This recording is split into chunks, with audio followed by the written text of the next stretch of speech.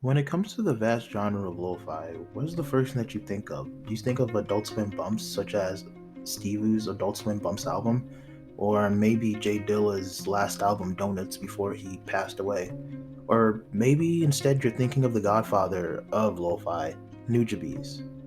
But first, we have to see where it all started. Hey, want to listen to some tunes?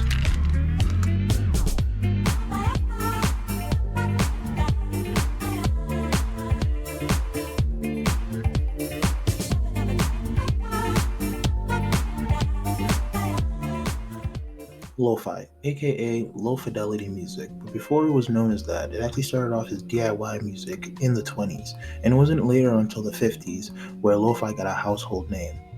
But then it really transcended in the 80s and the 90s, thanks to William M. Burger, which actually would play lo-fi on his radio station. Some albums such as Half Japanese, Music to the Strip, or Dinosaur Jr., You're Living All Over Me.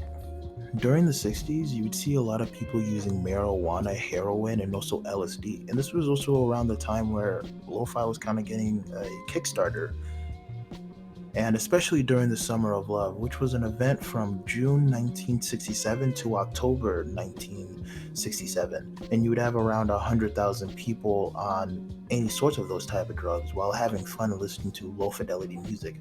It's almost something reminiscent of what you see now with EDM music, with tons of kids doing drugs and listening to electronic beats. The music the kids were listening to during the festival, you probably wouldn't even recognize that it's even lo-fi. For instance, the Beach Boys, they were probably one of the most popular DIY slash low fidelity musicians. But you listen to something like Pet Sounds, which has Wouldn't It Be Nice to Live Together, and your brain just goes automatically fucking blank. Or even Smiley Smile, even though it has that lo-fi beat, it doesn't exactly give you that lo-fi feel. Maybe you're watching the lo-fi girl do her homework and chill. In part two, I'm going to be talking about how lo-fi totally changed in the 2000s, especially with black DJs changing the way that we even see lo-fi to really this hip-hop scene instead of this low fidelity music. Without further ado, here's the song of the week.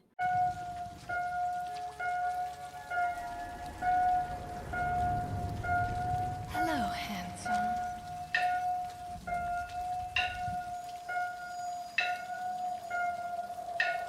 What a day.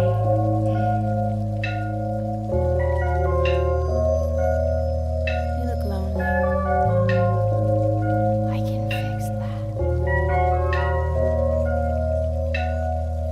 You look like a good job.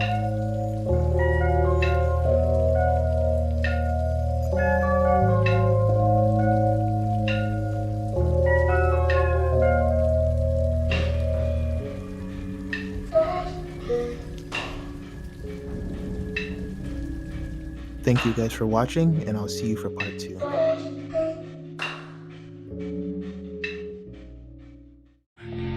No, the last thing I want to do is make a scene in public. I've got to get her somewhere isolated. But where? What explanation could I give her? It would never work. She's too careful. I need a better approach. I can do this. I'm going to convince her to give me her real name.